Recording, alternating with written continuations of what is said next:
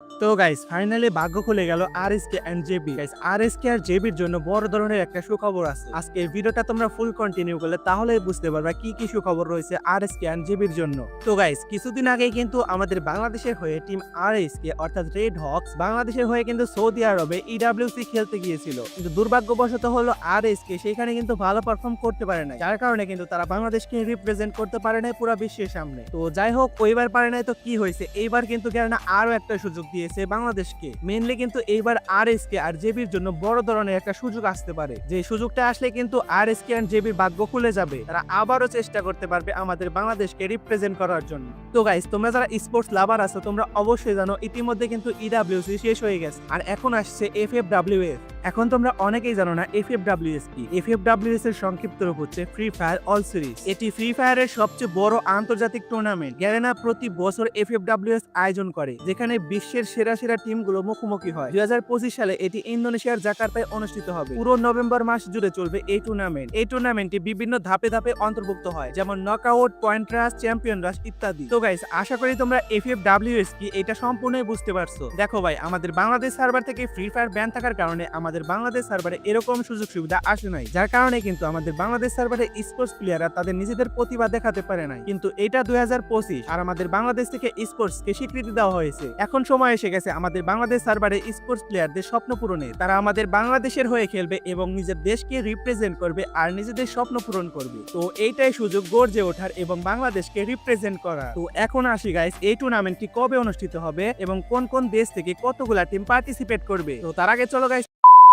Guys কিছুদিন আগে কিন্তু বাংলাদেশ থেকে স্পোর্টস কে স্বীকৃতি দেওয়া হয়েছে আর এখন কিন্তু স্পোর্টস এর অনেক ডিমান্ড। তো তোমরা যারা স্পোর্টস প্লেয়ার হতে চাও, স্পোর্টস কে নিজের ক্যারিয়ার বানাতে চাও, তারা অবশ্যই কিন্তু বেশি বেশি টুর্নামেন্ট খেলে নিজেদেরকে গড়ে তোলো। তো আজকে কিন্তু তোমাদের জন্য নিয়ে আসলাম একটা টুর্নামেন্ট অ্যাপ ON60 স্পোর্টস। তো এখান থেকে তোমরা টুর্নামেন্ট খেলে নিজেদের স্কিল ডেভেলপ করতে পারো এবং কি কিছু টাকা আর্ন করতে পারো। তো ভিডিওর পিন কমেন্টে অ্যাপের লিংক দেওয়া আছে, যাও ডাউনলোড করো আর খেলো। আর গাইস সব থেকে মজার বিষয় হচ্ছে ইডব্লিউসি স্পেশাল কিন্তু এখানে ফ্রি ম্যাচ দেওয়া হয়েছে। তো তাড়াতাড়ি সবাই অ্যাকাউন্ট খুলে ফ্রি ম্যাচটাতে জয়েন করো আর রেফার কোড হিসাবে কিন্তু ছোট মিয়া ব্যবহার করতে ভুলো না।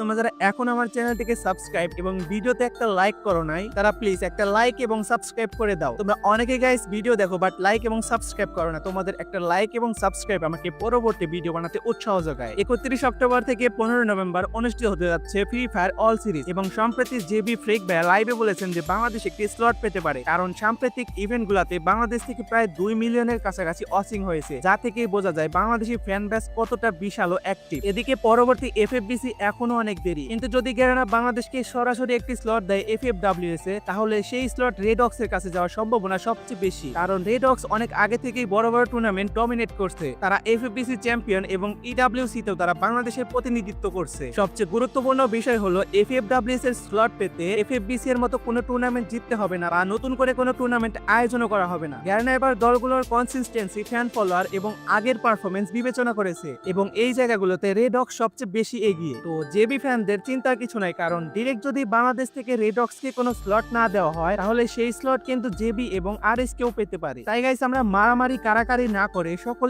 স্পোর্টস প্লেয়ারদের রেসপেক্ট করব এবং কি তাদের সাপোর্ট করব। তো এখন আসি গাইস, এই টুর্নামেন্টটিতে কতগুলা টিম পার্টিসিপেট করবে। এই টুর্নামেন্টটিতে মোট 18টি দল কিন্তু পার্টিসিপেট করবে। এগুলো বাছাই করা হবে বিভিন্ন রিজনাল লিগ ও কোয়ালিফায়ার থেকে, যেমন south east Asia, Brazil, Latin, middle east Asia, Pakistan ইত্যাদি। প্রতিটি অঞ্চল থেকে চ্যাম্পিয়ন এবং রানার আপ টিমগুলো কিন্তু গ্লোবাল ফাইনালে জায়গা করে নেবে। এখন তোমাদের প্রশ্ন থাকতে পারে কোন কোন দেশ সুযোগ পাবে। এখন পর্যন্ত নিশ্চিত রিজন গুলো হলো Brazil, Latin, middle east Asia, Pakistan. South east Asia থেকে কিন্তু Indonesia, Thailand, Vietnam, Malaysia, Singapore, Philippines এর টিমগুলো। সাউথ এশিয়া থেকে কিন্তু ইন্ডিয়া, পাকিস্তান, বাংলাদেশ। গ্যারেনা যদি সার্ভার আনলক করে তবে সাউথ এশিয়া কোয়ালিফায়ার থাকবে। তো গাইস এখন আসি কিভাবে ম্যাচ শুরু হবে। ম্যাচে কিন্তু 3টা ফরম্যাট রয়েছে আর 3টা ফরম্যাটে কিন্তু ম্যাচগুলো হয়ে থাকে। তোমরা যারা এফএফবিসি ও ইডব্লিউসি দেখছো তারা অবশ্যই জানো। তো 3টা ফরম্যাটের এক নাম্বার হচ্ছে নকআউট স্টেজ, 2 নম্বরে হচ্ছে পয়েন্ট রাশ, 3 নম্বরে হচ্ছে চ্যাম্পিয়ন রাশ। আশা করি তোমরা এই পয়েন্টগুলো সম্পর্কে ধারণা আছে আর আমাকে ব্যাখ্যা করতে হবে না। এই ফরম্যাটে টিমগুলো শুধু কিলস নয়, কনসিস্টেন্স প্লেসমেন্ট রক্ষা করতে হয়। ম্যাচ পয়েন্ট রুল 2021 থেকে এফএফডব্লিউএস এ ব্যবহার হচ্ছে, যাতে অ্যাগ্রেসিভ এবং প্যাসিভ গেম প্লের ব্যালেন্স থাকে। তো গাইস এখন আসি ম্যাচের রুলসগুলো থাকবে কি কি। এটা কিন্তু বিআর স্কোয়াড মোডে খেলা হবে। ম্যাপ থাকবে কিন্তু বারমুডা, পুরিকাটুরি, কালাহারি, নেক্সটেরা, অ্যালপাইন, সোলারা ইত্যাদি। পয়েন্ট হিসাবে পার কিল এনিমি কিন্তু 1 পয়েন্ট করে, প্লেসমেন্ট পয়েন্ট হচ্ছে প্রথম, দ্বিতীয়, তৃতীয়, 12তম পজিশন অনুযায়ী। Drop zone and weapons, standard,